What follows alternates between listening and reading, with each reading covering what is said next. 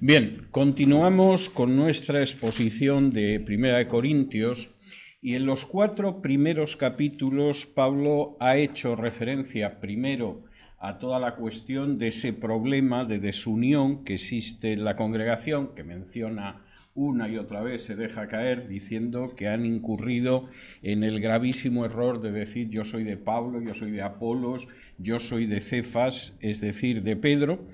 Después tuvimos ocasión de ver cómo Pablo hablaba de cómo la predicación es la de Jesucristo y este crucificado, y en un momento determinado, lo estudiamos la semana pasada, Pablo introduce el tema de lo que es el verdadero apóstol y lo que son los falsos apóstoles, y da una serie de señales en las que nos detuvimos la semana pasada.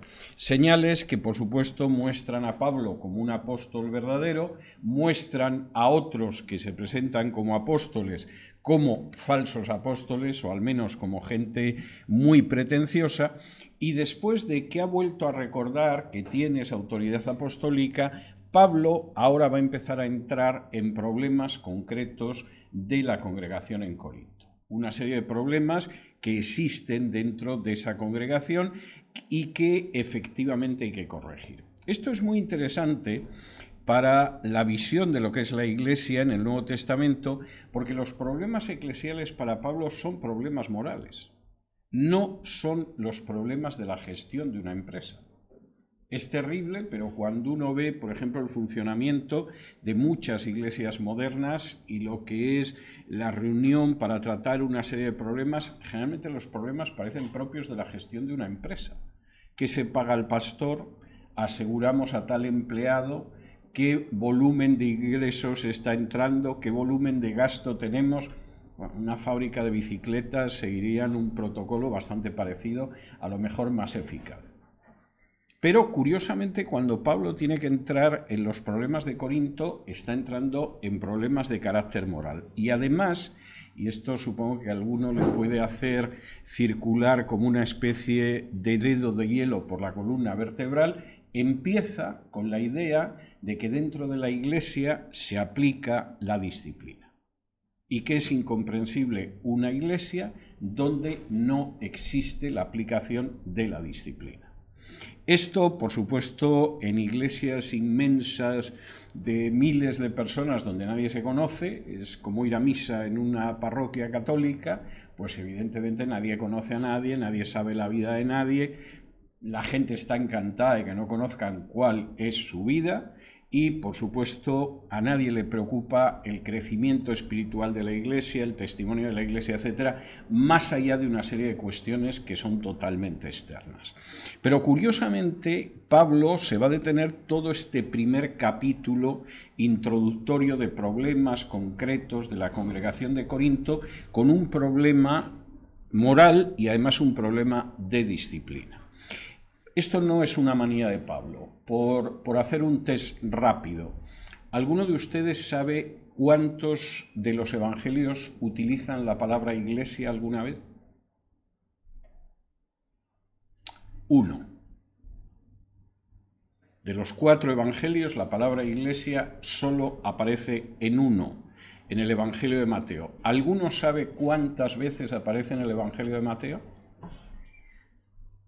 3. De esas 3 veces, una vez es cuando Jesús señala que sobre esa fe en Él como el Hijo de Dios, como el Mesías, efectivamente se va a construir la Iglesia, señala a la piedra, que según las profecías bíblicas y el propio testimonio de Pedro es el propio Cristo. Los otros 2 textos en Mateo donde se habla de Iglesia es para referirse a la disciplina dentro de la Iglesia. Es muy significativo. La palabra Iglesia aparece muy poco en los evangelios, pero 2 de las 3 veces que la utiliza Jesús es para referirse a la disciplina dentro de la Iglesia. No es ninguna tontería. Bueno, ¿y cuál era el problema que había aquí y cuál era el problema que efectivamente le preocupa a Pablo? Capítulo 6 y versículo 1. Capítulo 5 y versículo 1. De cierto se oye que hay entre vosotros fornicación, y tal fornicación cual ni aun se nombra entre los gentiles, tanto que alguno tiene la mujer de su padre, y vosotros estáis envanecidos. ¿No debierais más bien haberos lamentado para que fuese quitado de en medio de vosotros el que cometió tal acción? Primera cuestión, me llega la noticia de que hay entre vosotros fornicación. Esto ya es muy grave. Pero es que además hay un caso incluso que es un tipo de fornicación que ni siquiera se da entre los paganos. Y es que hay uno que tiene la mujer de su padre. Sí, entre los paganos se da adulterio, se da la homosexualidad, se da la fornicación, se da la prostitución, pero el incesto es algo que incluso los paganos ven mal. Y sin embargo, en vuestra congregación hay una persona que tiene la mujer de su padre. Ahora, fíjense que Pablo no empieza a intentar explicar cómo se ha llegado a esa situación, que muchas veces está muy cerca de justificarla, sino que establece que esa situación está mal, y está mal de todas las maneras. Es decir, vamos a ver, posibles imaginativas especulaciones sobre cómo se había llevado a esa situación. Bueno, claro, es que hay uno que está con la mujer de su padre, porque el padre es un viejo que ya el pobre está para pocos trotes, y entonces el hijo pues ha decidido ayudar en su soledad sexual a su madrastra. Pobrecita. No, Pablo no hace ese tipo de razonamiento. O, por ejemplo, bueno, pues se da la circunstancia de que en un momento determinado el viejo se ha divorciado de una mujer joven, la mujer joven ha quedado sola y el hijo del viejo ha decidido que se casa con ella y, en fin, así no estará solita. Muchas veces hacemos este tipo de razonamiento. El hermano tal ha robado. Bueno, es que está pasando por una situación de necesidad. El hermano tal miente como un bellaco. Bueno, es que el pobrecito ha tenido una educación, tú porque no conoces a sus padres. El hermano tal se ha ido con otra. Es que conociendo a la mujer no me extraña, ¿eh? Lo que no sé es cómo además no la ha matado. Bien, todo este tipo de explicaciones pueden tener un fondo de verdad. Puede ser que efectivamente hay un fondo de verdad, pero el hecho sigue siendo malo. Es decir, su mujer es insoportable. Objetivamente puede ser cierto. Tiene una mujer que no sé cómo la soporta. Objetivamente puede ser cierto. Pero eso no quita para que el adulterio siga siendo un pecado grave. No, está pasando mucha necesidad. Objetivamente puede ser cierto, pero eso no justifica que haya robado. No justifica que se haya llevado un dinero que no es suyo. No hay justificación para ese tipo de cosas. Y el enfoque de Pablo es ese. Nosotros tendemos muchas veces a intentar explicar la raíz del pecado hasta el punto de que prácticamente lo exculpamos. Pero la idea de Pablo no es esa. Esto está mal. Y además está muy mal. Es que es su madrastra con quien se está yendo a la cama. Esto es intolerable. Y no voy a entrar en las causas, en la situación de su madrastra, en la situación de él, en cómo puede ser el padre. Eso no quita que esto esté mal. Y nosotros solemos tener la tendencia, socialmente y muchas veces eclesialmente, de acabar diciendo que ciertas cosas que están mal están bien, porque claro, si uno analiza cómo hemos llegado a esa situación, pues claro, es que se entiende, ¿no? ¿Quién de nosotros no caería en una situación así? Puede ser, pero por eso no deja de estar mal. Y la primera afirmación de Pablo es que esto es una vergüenza. O sea, ya es grave que haya casos de fornicación en la congregación, pero un caso tan escandaloso como este, ¿cómo se ha podido llegar? Y lo que dice al inicio del versículo 2 es tremendo. Y encima vosotros estáis envanecidos. Esta es una congregación, lo vamos a ir viendo en las siguientes semanas, donde la vanidad parece que les salía casi por cada poro de la piel. Tenemos tantos dones espirituales. Hay tanta gente hablando en lenguas. Hay unas manifestaciones tan claras del Espíritu que podemos envanecernos. Y Pablo empieza, antes de llegar a la cuestión de los dones y todo lo demás, empieza diciendo, no os podéis envanecer si existe esa inmoralidad dentro de la congregación. Y lamentablemente muchas veces tenemos la tendencia a envanecernos, a considerarnos totalmente superiores, porque se dan una serie de manifestaciones que en realidad no dependen de nosotros, las ha dado el Señor. Si hay una persona que tiene un don de enseñanza o de evangelismo o de profecía dentro de la Iglesia, no es porque la Iglesia sea especialmente extraordinaria, es porque el Señor ha dado esos dones. Si no los hubiera dado, la Iglesia estaría pues en otra situación. Y Pablo dice, ¿cómo os podéis envanecer cuando sucede esto? Y añade, en el mismo versículo 2, ¿no debierais más bien haberos lamentado para que fuese quitado de en medio de vosotros el que cometió tal acción? En vez de tener ese orgullo espiritual que os caracteriza, queridos corintios, ¿no deberíais de lamentar lo que está sucediendo y apartar a esa persona de la reunión de la Iglesia? Aquí lo que hay que hacer, y Pablo va a entrar ahora mismo, es aplicar la disciplina. Y esto es indispensable dentro de la Iglesia, es algo doloroso en ciertas situaciones, es muy triste que haya situaciones que obligan a aplicar la disciplina, pero hay que aplicar la disciplina. Y eso implica tres cosas que son muy importantes. La primera, que hay que juzgar los hechos, lo que es muy desagradable, pero es indispensable. Versículo 3. Ciertamente yo, como ausente en cuerpo, pero presente en espíritu, ya como presente he juzgado al que tal cosa ha hecho. Cuando se aplica disciplina, desgraciadamente hay que juzgar los hechos, porque a veces puede que la acusación sea falsa. De pronto alguien llega y se ha descubierto que la hermana tal tiene una vida sexual seguramente muy entretenida, pero nada cristiana. Bien. Hay que juzgar si efectivamente eso es cierto o no. O he descubierto que el hermano tal se lleva el dinero de las ofrendas. Bien, habrá que investigarlo, porque evidentemente por una simple acusación tú no puedes juzgar. Pero hay que juzgar. Y efectivamente en el momento en el que se juzga, aquí lo que sucede a continuación es que hay que emitir un veredicto y aplicarlo. Segundo, aplicar la disciplina no solo implica juzgar, implica aplicar un poder que viene de Cristo. Versículo 4. Dice así, en nombre de nuestro Señor Jesucristo, reunidos vosotros y mi espíritu, con el poder de nuestro Señor Jesucristo, el tal sea entregado a Satanás. Esa persona es excluida de la congregación. Y el excluir a una persona del cuerpo de Cristo implica entregarla al área del mundo que controla Satanás. Esto es durísimo. Tenemos, digamos que cierta buena disposición para aceptar que una actriz de Hollywood o un productor musical o un político tenga una relación con Satanás. Pero aceptar que aquello que no forma parte del cuerpo de Cristo está bajo la autoridad de Satanás es algo que casi no preferimos no pensar.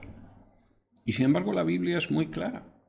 Recuerden ustedes en Mateo 4, en Lucas 4, cuando Satanás decide tentar a Jesús y una de las tentaciones es, mira chico, con que inclines un poquito la rodilla, el poder y la gloria de todos los reinos de este mundo, yo te lo puedo dar, son míos. La afirmación es escalofriante. Y si alguien piensa que eso no pasa en las democracias, es que es muy ingenuo. La afirmación del diablo en ese sentido es terrible. El poder y la gloria de todos los reinos del mundo es mío. Te lo puedo entregar, Jesús. Solamente tenemos que llegar a algún tipo de acuerdo, ¿no? Un pacto, un convenio, un consenso. Y lo puedes tener. Y aquí Pablo recuerda exactamente eso. En el momento en el que esa persona sea desgajada del cuerpo de Cristo por la disciplina, ha entrado en el área de Satanás, lo cual es terrible. Implica un poder que viene de Cristo. Tercero, aplicar disciplina implica destrozar la carne. Y esto puede sonar muy duro, pero es bastante claro. Versículo 5 dice, el tal sea entregado a Satanás para destrucción de la carne, a fin de que el espíritu sea salvo en el día del Señor Jesús. Este es uno de esos versículos cuya mala interpretación ha dado lugar a atrocidades a lo largo de la historia. Era el versículo que aplicaba la Inquisición para quemar a los herejes. Entonces, bueno, pues destruimos la carne en medio de las purificadoras llamas y a ver si de esa manera el hereje se arrepiente mientras está ardiendo y se salva. Y efectivamente era una aplicación del versículo, pero no es lo que está diciendo Pablo. Pablo está diciendo algo que es tremendo, pero que forma parte de la disciplina. En el momento en el que esta persona se vea apartada de la comunión de la Iglesia, lo más seguro es que humanamente va a quedar deshecho. Hay gente que no, hay gente que, bueno, lleva viviendo una vida doble un montón de tiempos y de pronto le dicen que le apartan de la comunión de la Iglesia, pues muy bien, pues muy a gusto, pues vale. Pero lo normal es que a una persona eso lo afecte y que realmente la carne quede destruida. Realmente lo que es carnal en él sufra enormemente.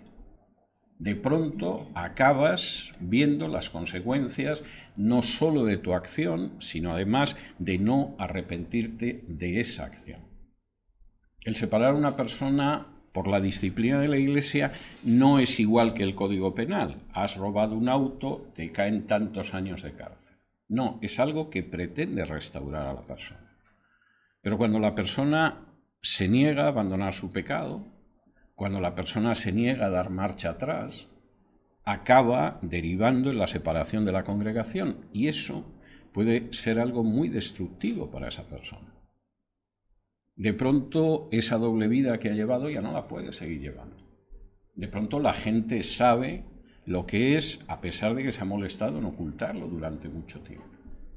La gente también descubre que se le ha dado la posibilidad de arrepentirse y no salir de la comunión de la Iglesia simplemente abandonando esa conducta de pecado y la persona no lo hace. ¿Y entonces qué sucede? Pues que se acaba tomando una decisión por parte de la Iglesia en la que esa persona se ve ubicada en el ámbito de Satanás y eso tiene un efecto muy destructivo sobre la carne. Pero si efectivamente se produce la destrucción de esa conducta carnal por parte de él, lo que se pretende no es castigarlo, lo que se pretende no es hacerle daño, lo que se pretende no es hacerle pagar por el pecado, lo que se desea es que la persona se arrepienta, sea restaurada y sea salva en el día del Señor. Y esto es bastante claro.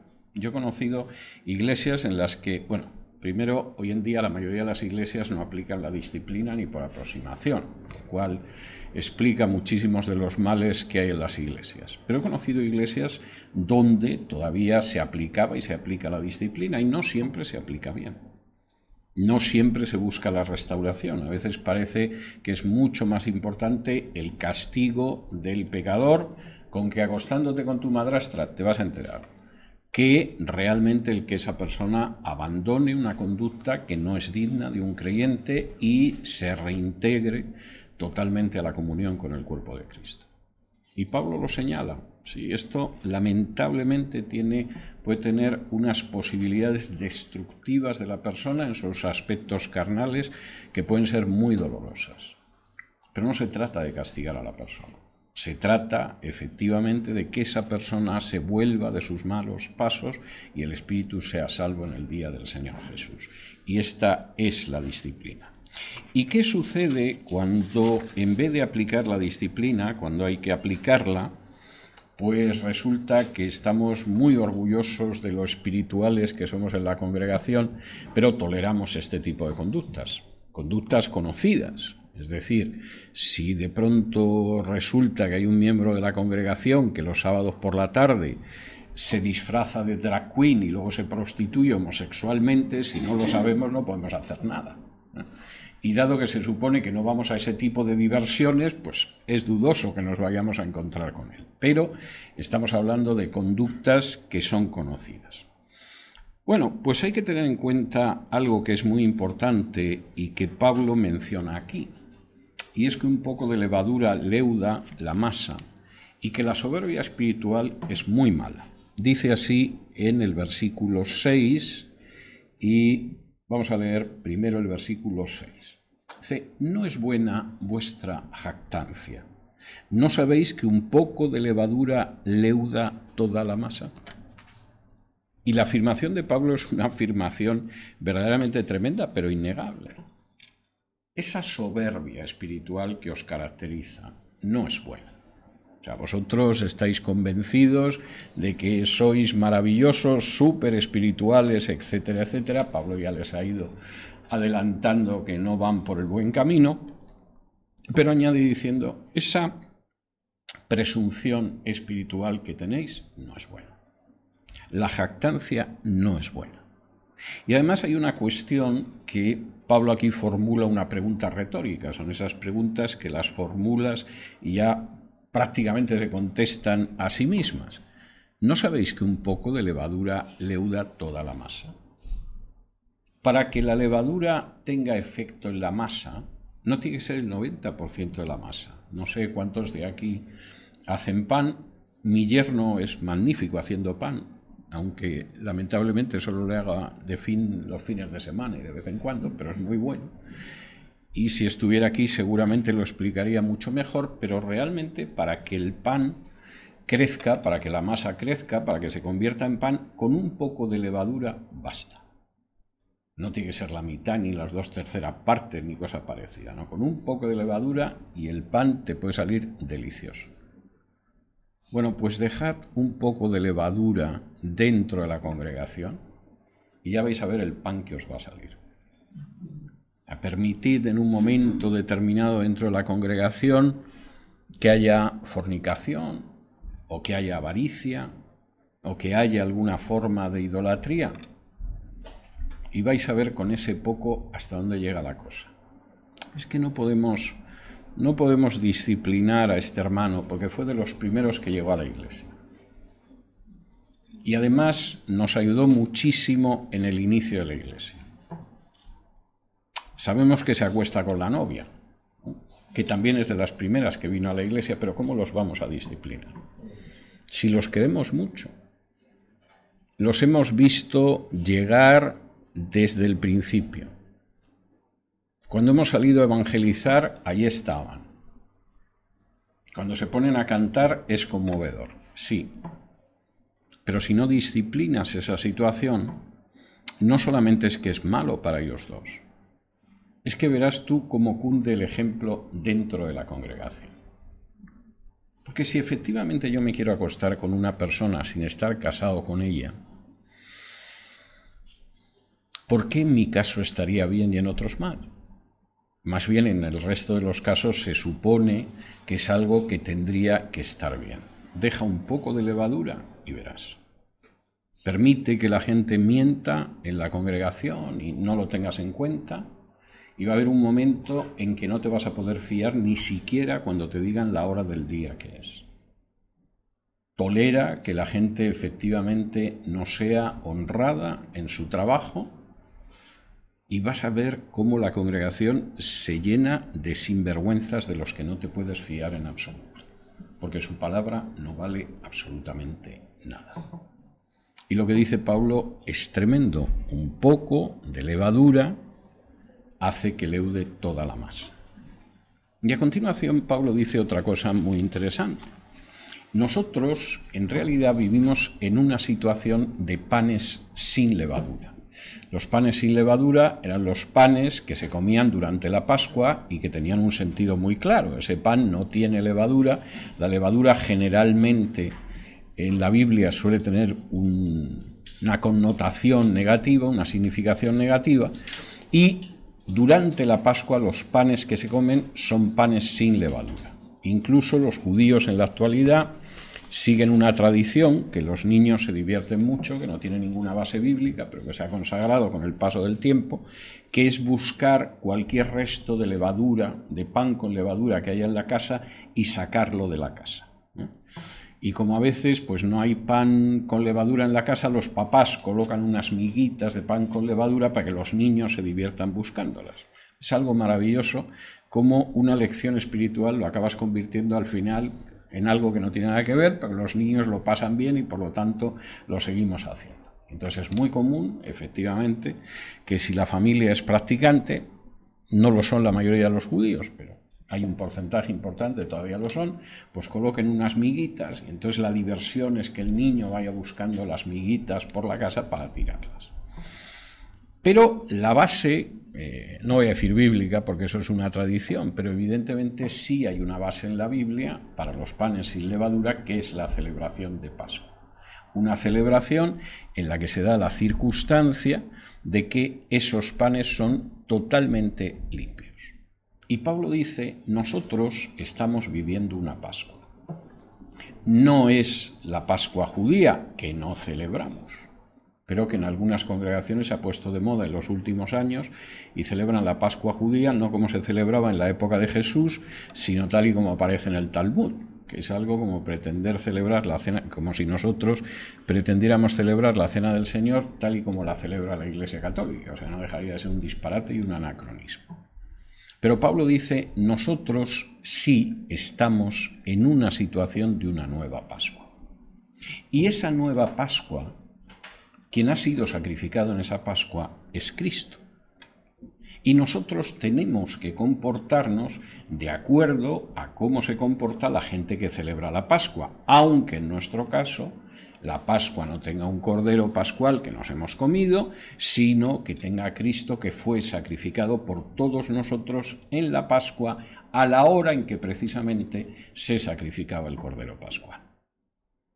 ¿Y qué significa eso? Pues eso significa que nosotros no tenemos que tener levadura.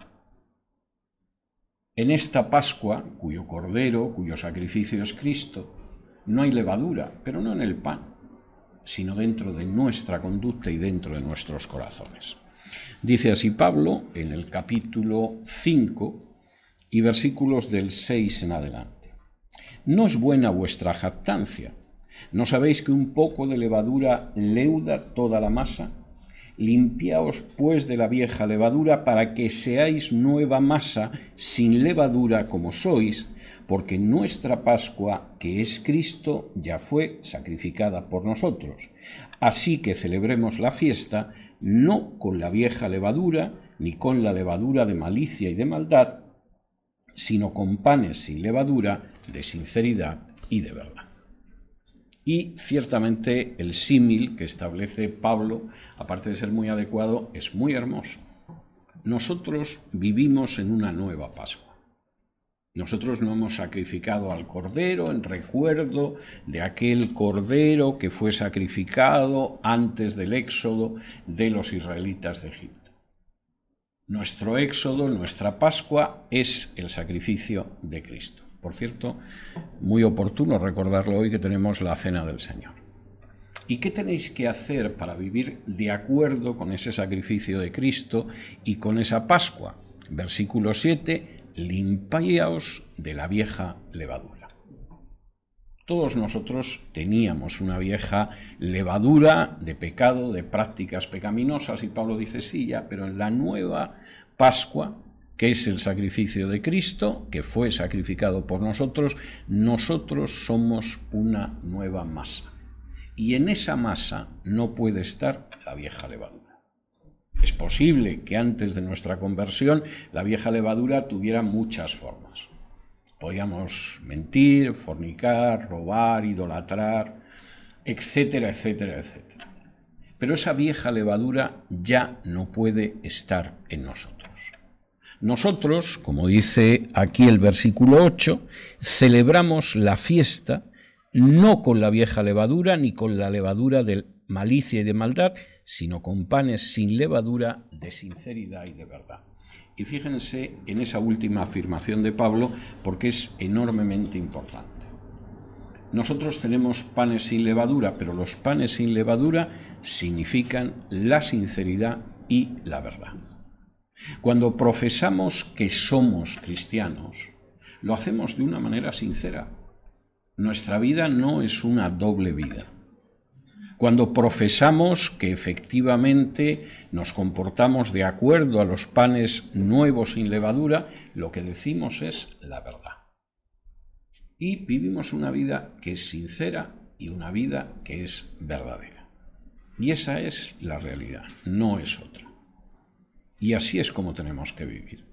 Y evidentemente, si uno se está yendo a la cama con su madrastra, pues puede decir mucho que es cristiano, pero evidentemente la sinceridad y la verdad brillan por su ausencia. Bueno, ¿y qué hacemos en el mundo en el que vivimos, que no es especialmente cristiano? No lo era, desde luego, en Corinto ni lejanamente, pero tampoco vivimos en una sociedad que lo sea ahora. Ha habido épocas en que hemos vivido en sociedades que podían aparentar que eran cristianas. No es que lo fueran tampoco, pero determinadas conductas morales se veían mal, por lo menos. No es que no existieran, pero por lo menos se veían mal. Y esas sociedades hasta se presentaban como cristianas, que es el caso de todas las sociedades de los que estamos aquí. ¿Qué pasa? Bueno, pues pasa que nosotros vivimos en una sociedad en la que esa ficción no se puede mantener. Y entonces, ¿qué hacemos con toda la gente que nos rodea? Que no es gente precisamente cuidadosa con buena parte de los mandamientos, por no decir todos. Pues Pablo responde sobre esa conducta de una manera muy clara y dice en el versículo 9: os he escrito por carta que no os juntéis con los fornicarios, no absolutamente con los fornicarios de este mundo, o con los avaros, o con los ladrones, o con los idólatras, pues en tal caso sería necesario salir del mundo. Yo os he dicho que con cierto tipo de personas no os juntéis, pero no me estoy refiriendo a la gente del mundo, porque efectivamente, si no nos juntáramos con la gente del mundo que quebranta los mandamientos de Dios y que no sigue unas mínimas normas morales, tendríamos que irnos a vivir a un monte. Esto históricamente ha habido gente que se considera cristiana que lo ha hecho. Los monjes de la Edad Media, de los que cada vez queda menos en las órdenes religiosas, pues decidieron marcharse fuera de la sociedad porque era la manera de no estar contaminados con esa sociedad. Entonces, cuando Benito de Nursia, al final del Imperio Romano, empezó a levantar monasterios en los que la gente oraba y trabajaba, como decía la regla, pues evidentemente lo que pretendía era no tener contacto con esa gente. Nos retiramos a algún sitio, nos mantenemos con nuestro trabajo, dedicamos tiempo a la oración y vivimos de una manera sin levadura. Y es una conducta no muy distinta, por ejemplo, en algunos grupos cristianos como los Amish. Los Amish no tienen un voto de castidad, se casan, tienen hijos, etc., pero viven totalmente apartados. Aquí en la granja va a ser complicado que llegue el mundo y su pecado. Lo cual suena bien. El problema está en que la naturaleza humana es la misma en una granja o fuera de la granja.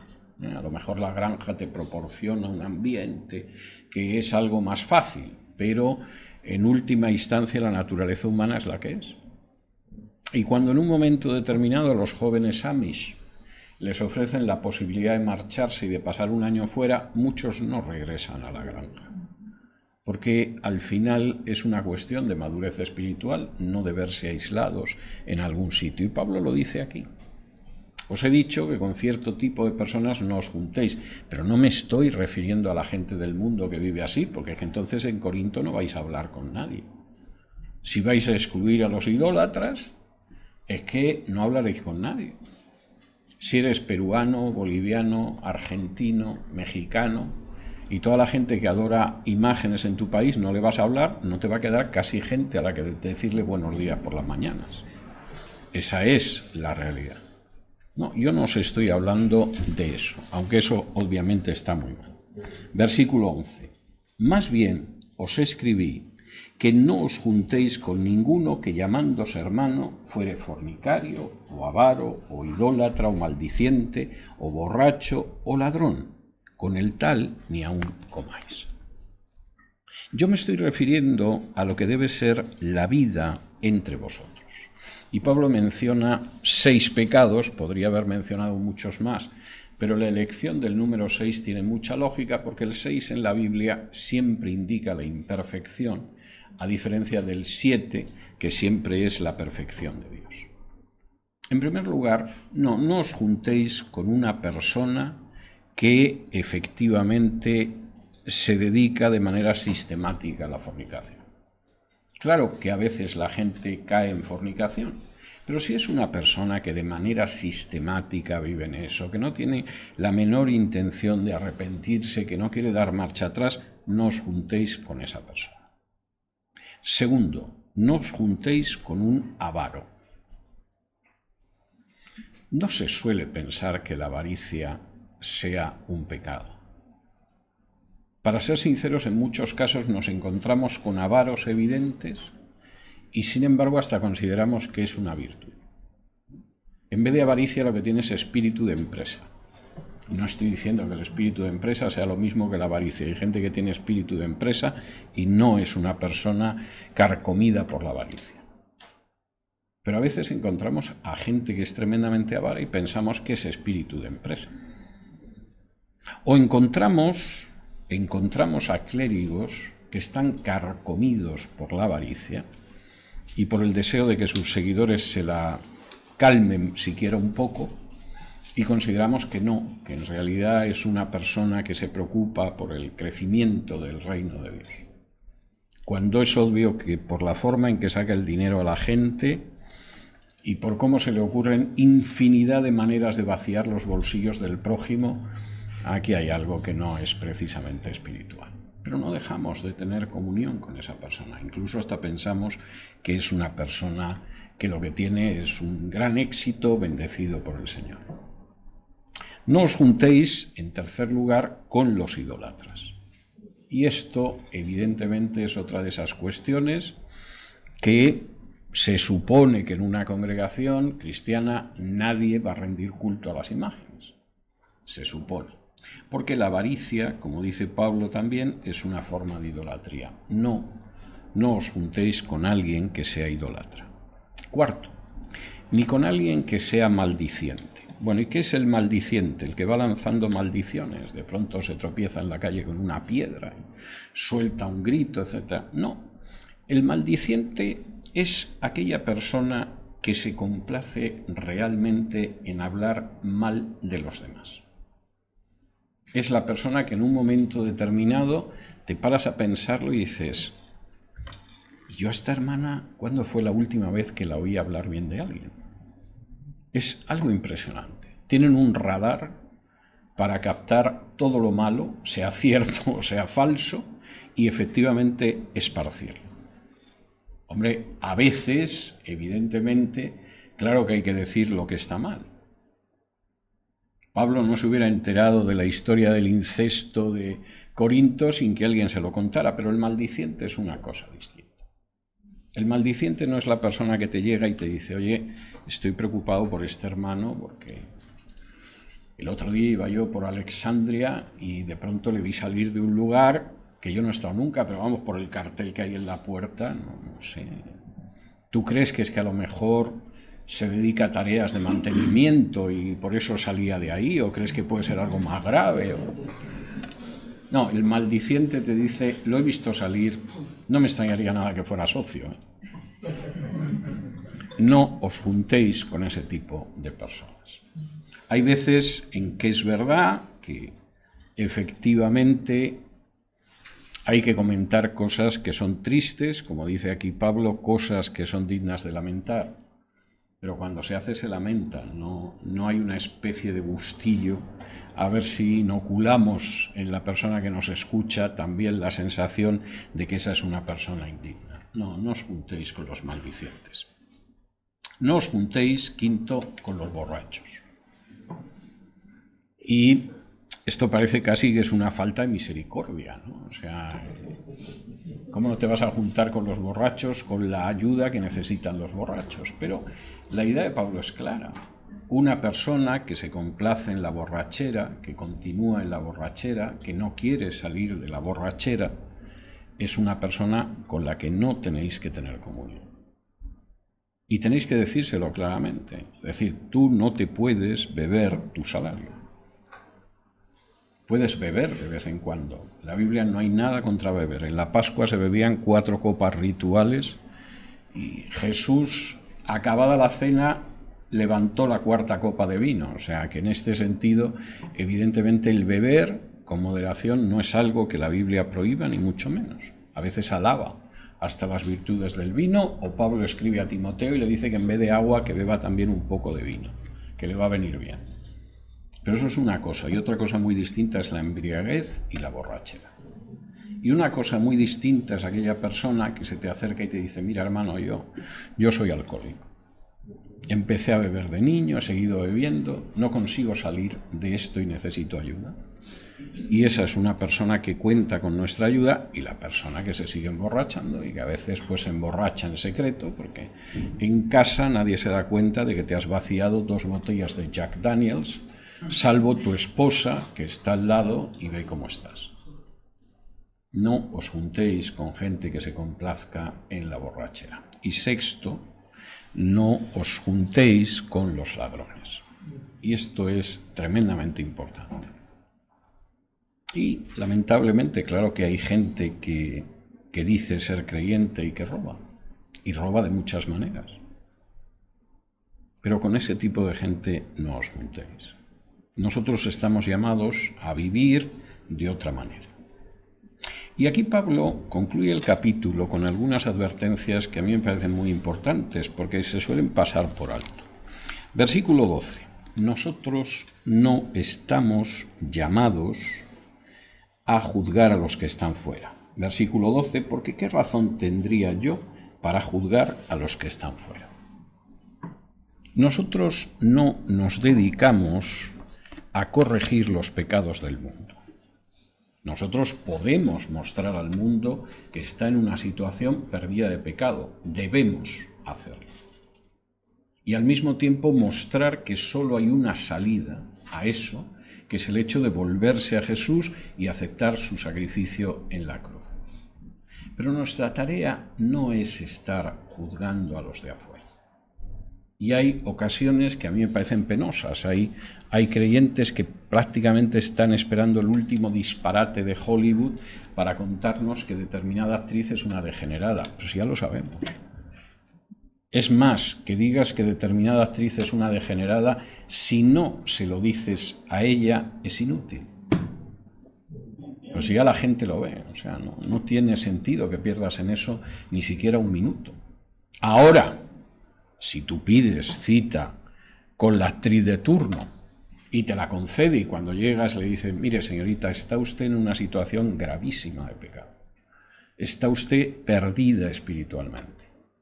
Vuélvase al Señor o si no su destino eterno va a ser trágico. Eso está fantástico. Pero ocupar tiempo solamente para decirnos que determinado actor, determinada actriz, determinado banquero, determinado hombre de negocios es un degenerado, no tiene mucho sentido. Aunque algunos le dediquen bastante tiempo. Métanse ustedes en YouTube y desde luego hay gente que tiene espacios en YouTube, gente que tiene un ministerio espiritual. No estoy hablando del que hace otro tipo de crítica, y dedica muchísimo más tiempo a contarnos la horrible conducta de actores, actrices, cantantes, etcétera, etcétera, que a llamar al arrepentimiento a la gente que vive de esa manera. Y Pablo lo dice de una manera muy clara. Es que los de fuera, para juzgarlos en este sentido, no es una tarea nuestra. Históricamente ha habido veces que se ha pensado que sí, claro, creas la Inquisición y se van a enterar cuando los juzguemos. Cómo entregamos su carne a las llamas para ver si se salvan en el día del Señor. Pero no es nuestra misión. Y Pablo todavía añade algo más. Nosotros, a quienes debemos juzgar, es a los que están dentro de la Iglesia. Versículo 12, porque ¿qué razón tendría yo para juzgar a los que están fuera? ¿No juzgáis vosotros a los que están dentro? Porque a los que están fuera Dios juzgará. Quitad pues a ese perverso de entre vosotros. La Iglesia tiene que juzgar a los que están dentro. Tiene que preocuparse por la salud espiritual de los que están dentro. Hacia afuera tiene que predicar, por supuesto, el juicio de Dios, la situación de pecado, el arrepentimiento y la salvación. Pero a la hora de juzgar y disciplinar a gente, de quien se tiene que ocupar es de los de dentro. Como dice aquí en el versículo 13, el que va a ejecutar juicio va a ser Dios. Y cuando hay creyentes que parece que tienen un especial deseo de ejecutar juicios sobre la sociedad en la que viven, si nos dejan a nosotros se van a enterar. Parece que andan bastante despistados en cuanto a cuál es la misión de los creyentes. Porque la misión de los creyentes es ejecutar disciplina en el cuerpo de Cristo y predicar el Evangelio a los pecadores que hay fuera. No apartarse de ellos para no contaminarse, ni dedicarse a hablar de determinadas conductas y juzgarlas cuando no va acompañado además de un mensaje de llamamiento al arrepentimiento y a la conversión. Dios juzgará a los que están fuera. Lo cual es muy tranquilizador. Supongo que hay gente que le dará pena porque tiene ganas de ejercer de juez supremo sobre sus semejantes y le quitan ese caramelo de la boca, pero a mí personalmente me da muchísima tranquilidad. Yo, por ejemplo, no tengo nada claro que sería capaz de administrar una justicia plena e imparcial fuera, porque no lo creo. Quizá porque he ejercido la abogacía más de una década y sé cómo es la administración de justicia humana. Quizá porque he visto muchas de estas cosas. Cuando de pronto alguien dice, no, aquí se va a llegar y se va a hacer justicia, yo generalmente me echo a temblar, porque sé cómo funciona la justicia humana y no puede funcionar de otra manera, porque somos seres humanos muy imperfectos, aunque tengamos los mejores deseos. Y cuando de pronto además se intenta hacer una justicia general, generalmente, dentro de la rueda de esa gran justicia, acaban siendo aplastados muchas personas que son totalmente inocentes. La única esperanza que tenemos de que una vez en la historia haya un juicio justo será cuando Dios juzgue también a los de fuera. Y Pablo es muy claro. Y a continuación dice, pero aunque Dios va a juzgar a los de fuera, y eso no es tarea vuestra, quitad a ese perverso de entre vosotros. Es decir, ahora no os agarréis a esto para decir, no, ¿cómo vamos a juzgar si somos seres imperfectos? Bla, bla. No. Primero, el juicio sobre lo que va a pasar fuera es algo que depende de Dios y a Dios gracias no depende de nosotros. Y segundo, nosotros sí que tenemos que juzgar las situaciones que se dan dentro de nosotros. Por lo tanto, por cerrar este capítulo, queridos corintios, queridos hermanos de Corinto, sacad de en medio de vosotros a esa persona. En la esperanza de que aunque se vea destrozado humanamente, aunque vea que su carne es destruida, se pueda volver al Señor y salvarse en el día del Señor.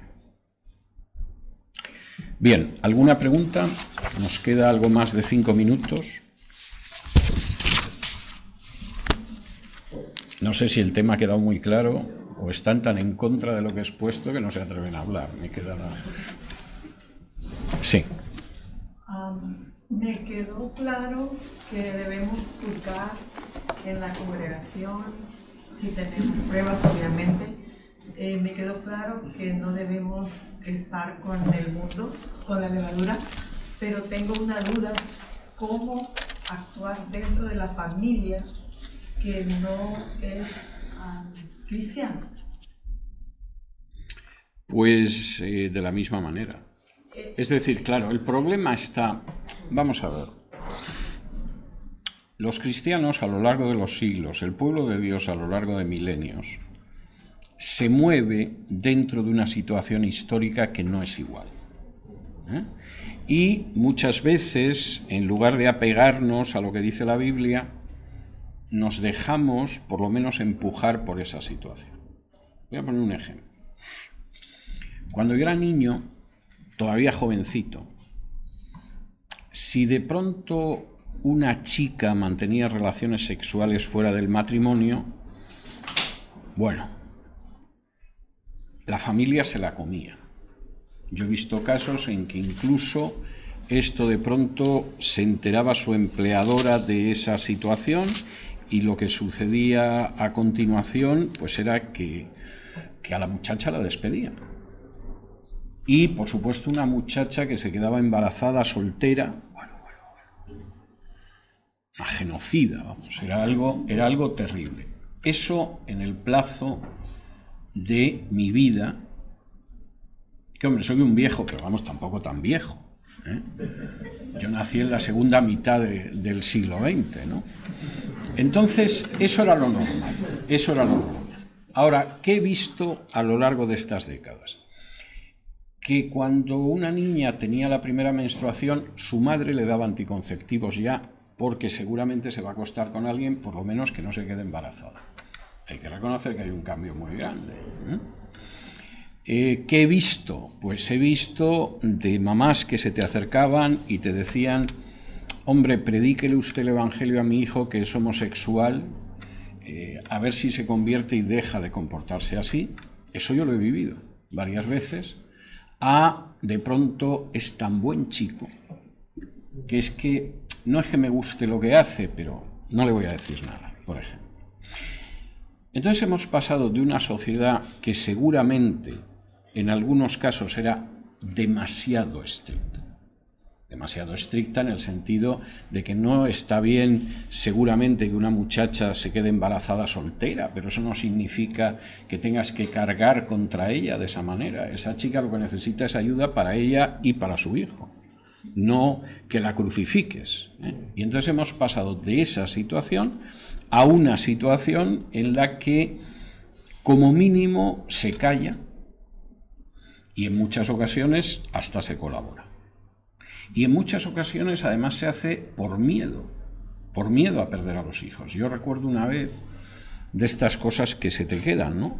A inicios de los años 80, hacía poco que yo había empezado a ejercer la abogacía, estaba en una cola en correos para enviar un certificado y había delante de mí dos señoras hablando de que los hijos llegaban de madrugada los sábados por la noche, generalmente bebidos, no sabían con quién habían estado, etc. Se quejaban pero no decían nada, ¿no? Y entonces yo en un momento, con esa indiscreción intolerable que me caracteriza a veces, acabé entrando en la conversación y le dije: bueno, ¿y ha pensado usted en decirles a sus hijos que no tienen que seguir esa conducta, que no puede ser, que a fin de cuentas viven con ustedes? Y una de las mamás me dice: sí, hombre, y correr el riesgo de que se vayan de casa.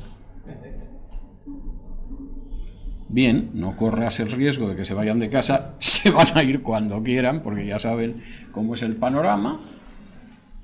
Y si uno de estos días te llega tu hija embarazada o te llaman del hospital porque tu hijo tiene un coma etílico, pues tú eres parte de que se haya llegado a esa situación. Yo he tenido casos, recuerdo un caso que yo llevé del turno de oficio, no voy a entrar mucho en esto, me voy a poner a contar casos y vamos a llegar al culto de la Cena del Señor y sigo contando casos, pero yo recuerdo un caso que me asignaron de una muchachita, era prácticamente, era un adolescente, que había tenido un accidente de tráfico. Por la noche, en una ciudad de España, su automóvil había golpeado a otro automóvil en un cruce. No había mucha circulación ni nada, estaba borracha, perdida. Entonces, empiezo a hablar con ella y le digo: ¿y tú no puedes salir un sábado por la noche sin emborracharte? Y me dice: no. Si yo necesito empezar a beber alcohol desde que empiezo. ¿Y qué voy a pedir? ¿Un zumo de piña? O sea, esta muchacha partía de la base de que tenía que emborracharse. Si no se emborrachaba, no se divertía. Y el problema es que en esta ocasión, en ciudad y con una velocidad baja, pues se había golpeado con otro automóvil, pero fuera de la ciudad, con otra velocidad, con otro borracho al volante de otro automóvil, pues podía haber habido muertos o gente que queda inválida. Entonces pregunta: ¿y tus padres? Sí, pero bueno, mis padres me dejan hacer, porque a fin de cuentas ya tengo 18 años. Entonces, esta es una cuestión importante. A nuestros hijos tenemos que disciplinarlos. No estoy pretendiendo que se mantengan ciertas formas de disciplina que yo he vivido y que ahora recuerdo que me parecen tan absurdas que hasta me da risa. Hay gente que no, que mantiene el resentimiento frente a eso durante años. Pero no cabe la menor duda de que a un niño tienes que enseñarlo y educarlo y disciplinarlo y decirle que hay cosas que están mal y que no puede hacer, y si tienes que castigarlo, pues lo castigan. Pero no puedes decir a un niño que haga lo que quiera, porque incluso en muchos casos, aunque el niño sea un niño bueno y responsable, puede que tenga compañeros que no lo son. Y si al final tú permites que esa influencia o la influencia de los medios sea mayor que tu influencia como padre, pues estás colocando en una situación muy peligrosa a tu hijo. Y no sirve de nada que luego estés hablando de lo inmoral que es el mundo, porque el mundo no es cosa tuya. Es decir, es cosa tuya en ciertos aspectos, en saber que está mal, en llamarlos al arrepentimiento, en no seguir esas conductas, pero tu negociado real es tu familia y es tu iglesia. Y si no sale bien con tus hijos, pues realmente eso tiene muy malas consecuencias. Uno de los dirigentes pro vida y pro familia del Perú, más fanáticos que yo me he encontrado en mi vida, pero fanático mostrenco ya, o sea, una persona que no es que sea fanática, es de decir, usted es tan bruto o simplemente lo finge, que es un católico cuyo nombre voy a ocultar por discreción. Yo decía, ¿cómo es posible que este hombre sea así? O sea, da la sensación de que si pudiera encender las hogueras de la Inquisición, mañana mismo lo haría. ¿Qué pasa con él? Y al final me enteré de que tenía un hijo homosexual. Y el hijo homosexual, además, arremetía contra él en las redes sociales y le decía, ¿pero qué estás hablando de toda la familia y tal? Si nos has dado una vida en la familia, si eres un canalla, si eres un miserable. Y entonces este hombre pues había decidido que ejercía el papel de gran inquisidor. Yo, por ejemplo, le caía muy mal porque no era católico. Pero aparte de eso, el problema es que nuestra responsabilidad es una responsabilidad interna, sobre todo interna. Y nuestra primera responsabilidad es nuestra familia. Que luego, a pesar de todo, tu hijo, tu hija hace lo que quiere, bueno, ¿qué le vamos a hacer? Pero en última instancia nuestra primera responsabilidad es nuestra familia y nuestra congregación. Y después, si ustedes quieren, nuestra nación, pero fundamentalmente llamando a esa nación al arrepentimiento. Se nos acaba el tiempo, lo siento, pero nos vemos la semana que viene, Dios mediante. Muchísimas gracias por todo. Bueno, los que se queden al culto nos vemos dentro de un rato.